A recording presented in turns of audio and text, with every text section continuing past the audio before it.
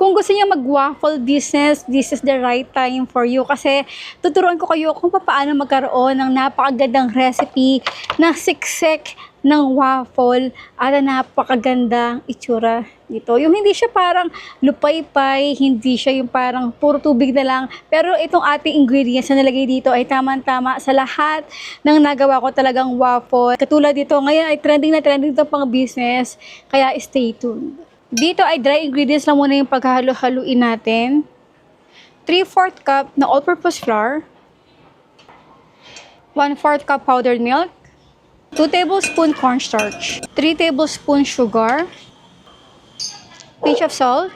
Half teaspoon baking soda. Half teaspoon baking powder. Okay, tapos haluin natin ito. Durug-durugin yung mga namuumuumuo. Next, 1/3 cup water, 1 egg, 2 tablespoon ng oil. At ang next ay optional lang po, pwede ito lagyan ng food color na yellow na nakasanayan na natin yung bata tayo, or pwede nyo i-skip. Siyempre, maglalagay ako ng konti.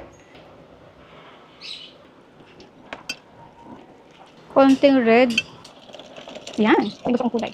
Okay, so ito guys, kailangan lang natin ito pagpahingahin for at least 15 minutes. Kapag nag-orange na yan, hintayin nyo na mawala, ibig sabihin mainit na yun. Huwag nyo ilalagay yung waffle nyo na basa-basa kasi hindi pa mainit at hindi magiging maganda kinalabasan nito. Napakadali lang itong uminit at kaya you need to keep an eye on your waffle.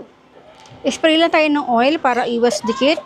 At ang aking importanteng tip ay maglalagay lang tayo ng kada scoop 3 tablespoon. Tingnan yung ating waffle, talaga namang siksik na siksik. Hindi siya parang sagi, tapos parang mas marami pa yung air sa loob kaysa sa pinakalaman nito. Ang ganda ng pagkakagawa. Perfect. Tingnan nyo, kapag hindi puno ang inyong tablespoon, ganito yung mangyayari. Meron siya mga spaces dito sa ating waffle. Okay lang naman, pare-parehas lang yung lasa. Siyempre, yung presentation purpose, kung ito ititinda nyo. Diba?